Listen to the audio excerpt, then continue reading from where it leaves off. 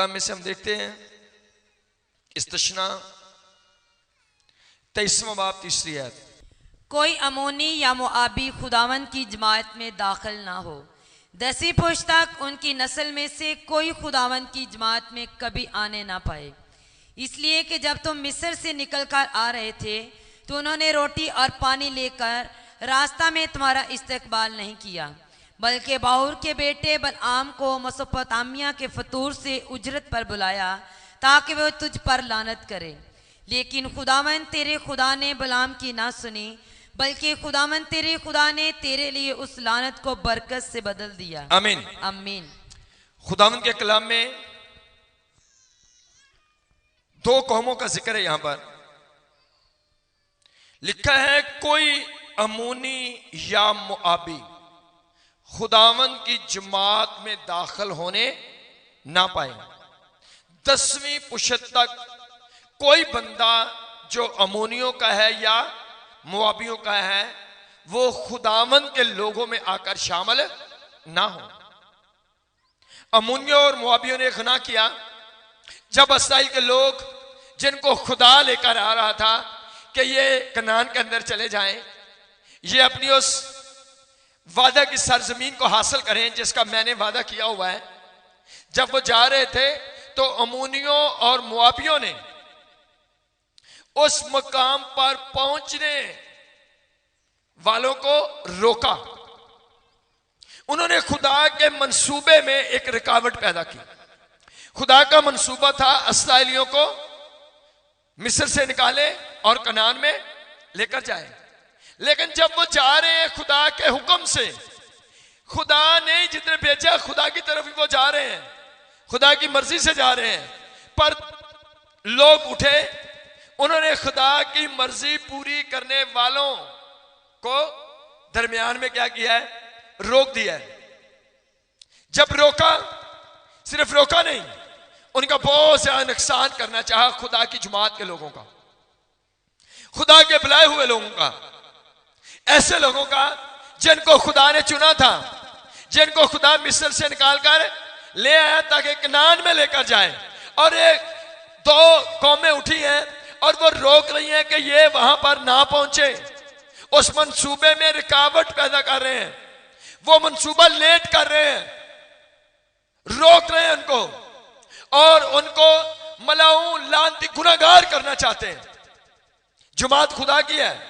उन्होंने क्या किया, उन्होंने एक जादूगर को बुलाया और कहा अपने जादू से इन पर लानत कर ताकि ये गुनाहगार हो जाएं, ये मर जाएं, ये हार जाएं, ये वहां पर पहुंचने ना पाए। और खुदा को इस बात पर गुस्सा है कि मैंने इस कौम के साथ एक वादा किया था और आज मैं वो वादा इनके साथ जो किया था मैं उसको पूरा कर रहा हूं। और ये चंद लोग उठे हैं कि उस वादे को पूरा ना होने दें, उसमें रुकावट पैदा करें, उस काम में खलल डाल दें, खुदा की जमात का नुकसान हो जाए, ये लोग गुनाहगार हो जाएं, ये लोग लानती हो जाएं। खुदा का गजब उन पर भड़का और खुदा ने उनको गुनाहगार ठहराया। और गुनाहगार ठहरा करके खुदा को इतना गुस्सा आया, खुदा ने कहा ये सजा थोड़ी नहीं, थोड़ी सजा नहीं, इन्होंने एक बड़े काम के अंदर रुकावट की है। इन्होंने मेरे एक मंसूबे के अंदर जो मैं पूरा कर रहा था उसके अंदर रुकावट डाली है। इन्होंने सिर्फ इस्राएलियों को नहीं छेड़ा, इन्होंने मेरे उस मंसूबे को छेड़ा है।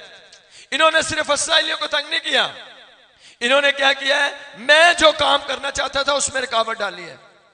खुदा गजबनाक हुआ, खुदा ने उन पर लानत डाल दी।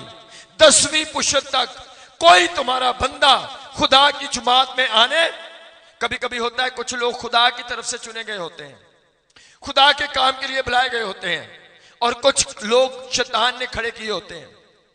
उनका काम ही क्या होता है कि वो मंसूबा जो खुदा ने दिया है वो किसी भी तरीका से उस मंसूबे में जो है वो रुकावट पैदा करें, प्रॉब्लम पैदा कर दें, टीम को उलझा दे किसी काम में, पास्टर को परेशान कर किसी और काम में लगा दे। वो जो प्रोग्राम होने वाला था वो रह गया, वो जो काम होने वाला था वो रुक गया। आपने टीम को, चर्च को, खुदा के लोगों को, खुदा की जमात को आपने उधर से रोक दिया जिधर वो जा रहे थे। जो तरक्की हो रही थी वो आपकी वजह से रुक गई, जो खुदा का काम था वो आपकी वजह से डिस्टर्ब हुआ। खुदा गजबनाक हो गया और खुदा ने कहा इनको कितनी सजा देनी है? 10वीं पुशत तक। आप कभी कभी आम समझते हो चर्च को परेशान करना, आपके लिए आम बात होती है, लेकिन आपने चर्च को परेशान नहीं किया, आपने पादरी को परेशान नहीं किया, आपने टीम को परेशान नहीं किया। आपने खुदा का एक मंसूबा जो खुदा ने चर्च को देकर, टीम को देकर, पादरी को देकर खड़ा किया था कि आपने ये काम करना है। आपने ऐसी हलचल मचाई, आपने ऐसे प्रोग्राम बनाए, ऐसी बातें आपने की कि आपने खुदा का वो मंसूबा जो था वो रोक दिया। खुदा का मंसूबा रुक गया, चर्च की तरक्की रुक गई। और खुदा थोड़ा गुस्सा नहीं करता, खुदा थोड़ा गुस्सा नहीं करता। खुदा कहता है अगर तूने किसी आम बंदे को छेड़ा होता तो और बात थी, लेकिन तूने तो अब मेरा काम करने वालों को छेड़ा है। खुदा ने कहा तुम 10वीं पुशत तक खुदा की जुमात में आने ना पाओगे। वो लोग खुदा की तरफ से जा रहे थे, खुदा उनको भेज रहा था। अजीजों, जो मंसूबा खुदा का है कभी उसमें रुकावट पैदा ना करें। खुदा के मंसूबे की हमेशा सपोर्ट करनी है आपको। जो काम खुदा ने दिया है हमेशा उनके साथ खड़े होना है ताकि वो काम आगे बढ़ जाए। अगर आपकी बातों से, आपकी रिफाकत, आपकी गुफ्तगू से चर्च रुक जाता है, पास्टर, टीमें रुक जाती हैं, खुदा का काम रुक जाता है, खुदा के काम में, कलीसिया में कोई बिगाड़ पैदा होता है, आपकी लड़ाई झगड़ों से, चर्च में दुआइयां मीट के और ये आम बातें रुक जाती हैं, आपकी हलचल से, आपकी नाराजगियों से लोग चर्च को छोड़ जाते हैं, लोग खुदा से दूर चले जाते हैं, अब बातें डिस्टर्ब हो जाती हैं, तो आपने कोई छोटा काम नहीं किया। ज़हन में रखना, आपने कलीसिया को तोड़ा है, आपने लोगों के अंदर, चर्च के अंदर रुकावट पैदा की है कि लोग, चर्च जो खुदा का मंसूबा है, आपकी वजह से लोग चर्च से दूर हो रहे हैं, आपकी वजह से लोग खुदा से दूर हो रहे हैं। यह कोई छोटा काम नहीं। इसलिए अमोनियों ने, मुआबियों ने खुदा की जुमात को रोका, और रोका ही नहीं, परेशान करना चाहा। परेशान नहीं, गुनहगार बनाना चाहा, लांत डालना चाहिए। खुदा गजबनाक हो गया और खुदा ने 10वीं पुश्त तक उन पर लानत डाली। गना एक पुश्त का था, सजा कितनी नस्लों तक? 10वीं पुश्त तक। क्यों? क्योंकि यह गना छोटा, अगर आपकी वजह से जिंदगी में खुदा का काम रुका है तो यह छोटा गुनाह नहीं। सब बोलो, यह छोटा गुनाह नहीं। आपकी वजह से कोई चर्च की इबादत रुकी है, 2 लोग चर्च को छोड़ गए, आपकी वजह से कोई टीम का बंदा चला गया, आपकी वजह से कुछ भी ऐसा हुआ तो यह छोटा गुनाह नहीं, खुदा गजबनाक होता है। सो इसलिए खुदा ने उन पर लानत डाली 10वीं पुश्त तक। इसलिए खुदा कहता है, इसलिए कलाम कहता है, खुदा के मंसूबों को सपोर्ट करें। आप जो खुदा ने चर्च को मंसूबा दिया है, रोया दिया है, आप सपोर्ट करें। खुदा के मंसूबे पूरे हों, आपकी मेहनत से, आपके विजिट से, आपके पैसे से, आपकी कोशिश से आप चर्च को सपोर्ट करो ताकि आपकी वजह से खुदा का मंसूबा पूरा हो। और जिनकी वजह से रुकेगा, खुदा 10वीं पुश्त तक लानत डालता है, लेकिन जिनकी वजह से खुदा के मंसूबे पूरे होंगे, जिनकी वजह से खुदा का काम बढ़ेगा, खुदा का काम तरक्की करेगा, उन पर अगर खुदा ये कहता है अम्मोनियों मोआबियों पर 10वीं पुश्त तक लानत है, उन्होंने रोका खुदा का मंसूबा। अगर किसी की वजह से खुदा का मंसूबा पूरा होता है तो खुदा कहता है हजारों पुश्तों पर खुदा उनकी क्या करता है? रहम करता है। अम्मोनियों और मोआबियों ने उनको रोकना चाहा तो अपनी 10वीं पुश्त तक लानत लेकर बैठे, और अगर वो उनकी सपोर्ट करते कि भाई यहां से गुजरो, पानी पियो, खाना खाओ और आप जल्दी से पहुंचो क्योंकि खुदा ने आपको भेजा है, तो खुदा उनकी 10वीं पुश्त तक बरकतों का ऐलान करता। आमीन। अगर आप सपोर्ट करने वाले हो चर्च की, खुदा आपको बरकत देने वाला है, लेकिन अगर आपकी वजह से रुक रहा है कोई तो आप बरकत के हकदार नहीं हो। सो अमोनी मुआबी कितनी पुश्त तक? सब बोलो, 10वीं पुश्त तक क्या बन गए? लानती। लेकिन खुदा मोहब्बत है, सब बोलो। लेकिन फिर भी खुदा मोहब्बत है। खुदा क्या है? फिर भी खुदा मोहब्बत है। खुदा आपसे प्यार करता है, क्योंकि खुदा किसी की हिलाकत नहीं चाहता, बल्कि खुदा चाहता है कि सबकी नौबत तौबा तक पहुंचे। बेशक 10वीं पुश्त तक खुदा ने गजबनाक होकर यह कहा कि मैं इनको 10वीं पुश्त तक जाने की सजा देता हूं। ये कभी मेरे कदमों में, मेरी जुमात में भी न शामिल हों, ये कभी इबादतों में ना आए। अगर खुदा ने सजा दी तो फिर भी खुदा मोहब्बत है। खुदा को उन पर याद था, खुदा गिन रहा था। खुदा नहीं चाहता कोई हिलाक हो, खुदा नहीं चाहता कोई खिना में मर जाए। जैसे ही 10वीं पुश्त पूरी हुई, अभी 10वीं पुश्त पैदा ही हुई थी, अभी खड़ी हुई, जैसे ही वो टाइम पूरा हुआ, फौरन खुदा ने एक्शन लिया।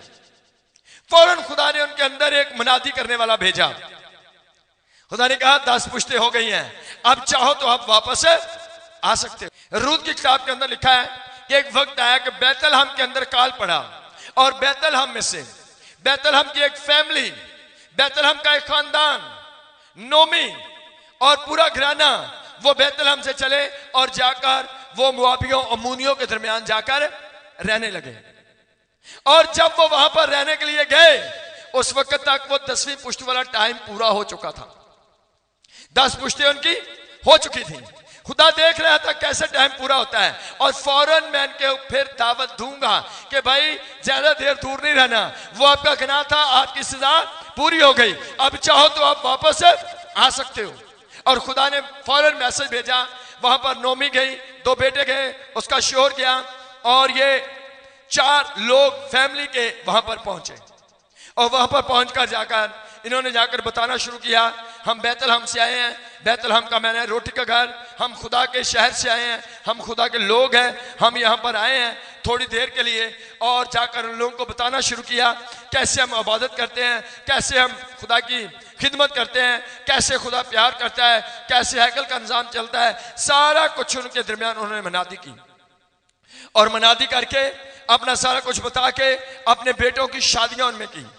और शादियां करके जब शादियां हो गई, 2 बेटे थे उसके, और 2 औरतों को वहां से चुना गया, 2 औरतों को वहां से चुना गया उसने अपने बेटों के लिए। और जब 2 औरतें उसके खानदान में आई, 10 साल तक, तकरीबन 10 साल तक उस खानदान में रही। और ये 10 साल वो अपनी सास से, अपने ससुर, अपने खानदान से जो नोमी का था, वो कलाम सुनती रही।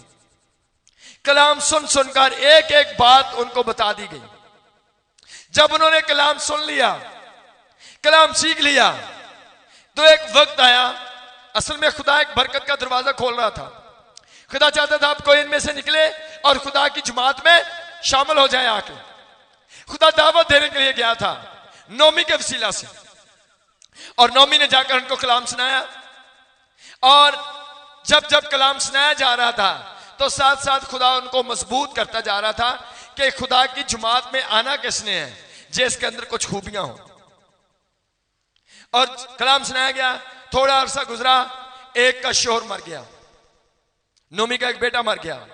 वो 2 औरतें जो ब्याह कर वो लाई थी, एक का शोहर मर गया। खुदा देखना चाहता था कि अब ये वापस अपने देवताओं के पास जाती है या नहीं जाती, अब ये छोड़कर वापस चले जाती है या नहीं। लेकिन वो औरत फिर भी उसी घर में रही। थोड़ी देर के बाद दूसरी औरत का भी शोहर मर गया, उर्फा का भी, और वो भी अपनी सास के साथ ही रही। अब उस घर में कोई मर्द नहीं था, कोई उनका रिश्तेदार नहीं था। खुदा देख रहा था कि अब ये शोहरों की खातिर वापस अपने खानदान में जाती है या कलाम पर मजबूत रहती है। अगर वो नोमी के पास रहती, उनकी शादी नहीं हो सकती थी। अगर वो वापस अपने खानदान में चली जाती, तो जाकर फिर दूसरी शादी कर सकती थी। अब पहली बात खुदा उनको चेक कर रहा था कि जिनको मैंने अपनी जमात में बुलाना है, उनके अंदर कोई क्वालिटी भी है, कोई मजबूती भी है या नहीं है। बड़ी देर तक चलती रही। थोड़ा अरसा गुजरा, जब शोहर मर गए, फिर भी वो उनके साथ हैं। एक वक्त आया, नोमी ने कहा अब मैं क्या करती हूं, अब मैं यहां से वापस अपने शहर में जा रही हूं, वापस यरूशलेम में, वापस खुदा की जमात में जा रही हूं, मैं वापस वहां पर जाने लगी हूं। उसने अपना सामान बांधा, जब गाड़ी पर रखा तो चलते वक्त उसने अपनी दोनों बहुओं से कहा, जिनको कलाम सुनाया गया था, जिनको 10 साल समझाया गया था खुदा के बारे में, उसने कहा, ऐ मेरी बेटियों, वापस चली जाओ, वापस तुम चली जाओ अपने खानदान के पास। हवाला पढ़ना है कि रूत पहला बाब 14 से 19 है। तब वो फिर चिल्ला चिल्ला कर रोई और उर्फा ने अपनी सास को चूमा, पर रूत उससे लिपटी रही। तब उसने कहा, देख तेरी जिठानी अपने कुनबे से और अपने देवता के पास लौट गई, तू भी अपनी जिठानी के पीछे चली जा। रूत ने कहा, तू मिन्नत ना कर, मैं तुझे ना छोड़ूंगी और तेरे पीछे से लौट जाऊं, क्योंकि तू जहां जाएगी मैं जाऊंगी और जहां तू रहेगी मैं रहूंगी। तेरे लोग मेरे लोग और तेरा खुदा मेरा खुदा होगा। जहां तू मरेगी मैं मरूंगी और वहीं दफन भी होंगी। खुदावंद मुझसे ऐसा ही बल्कि इससे भी ज्यादा करे, अगर मौत के सिवा और कोई चीज मुझको तुझसे जुदा करे। जब उसने देखा कि उसने उसके साथ चलने की ठान ली तो उससे और कुछ ना कहा। सो वो दोनों चलते चलते बैतलहम में आई। जब वो बैतलहम में दाखिल हुई तो सारे शहर में धूम मची और औरतें कहने लगी कि क्या ये नोमी है। आमीन आमीन। खुदा के कलाम में लिखा है कि जब नोमी को पता चला कि मैं बैतलहम से आई थी, अब बैतलहम में फिर से रोटी मिलना शुरू हो गई है, तो उसने क्या कहा, उसने कहा, मैं वापस अपनी जमात में जा रही हूं, मैं वापस अपनी कलीसिया खुदा के लोगों में जा रही हूं। और जब उसने सामान रेडी किया तो उसने दोनों अपनी बहुओं को गले से लगाया।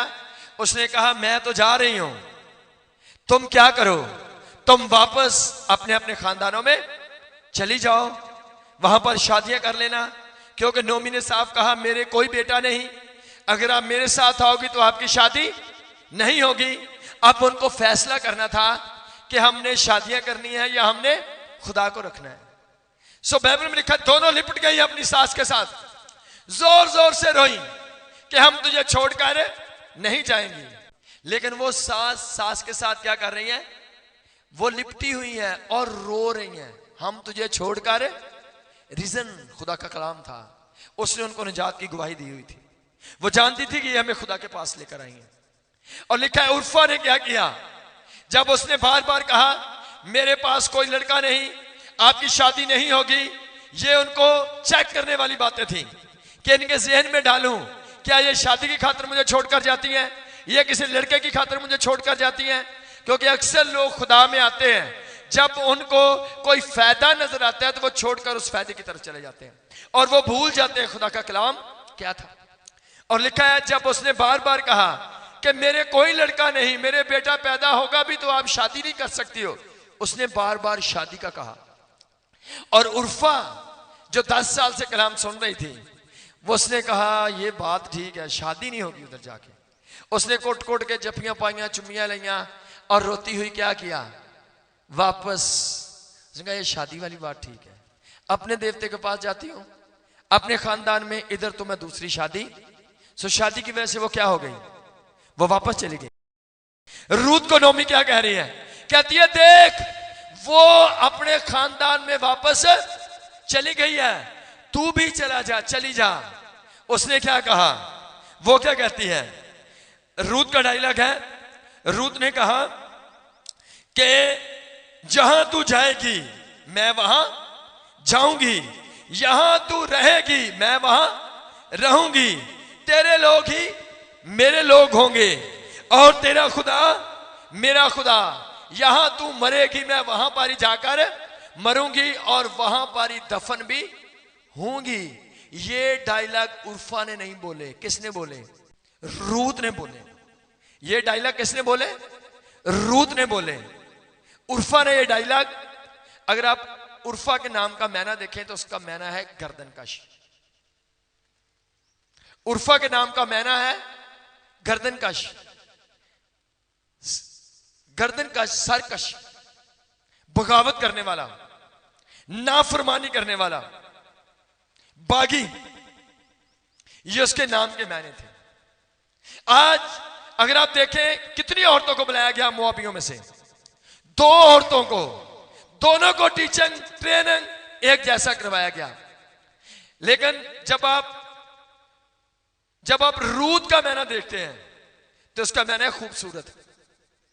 रूत का मैना क्या है? खूबसूरत। और उर्फा का मैना क्या है?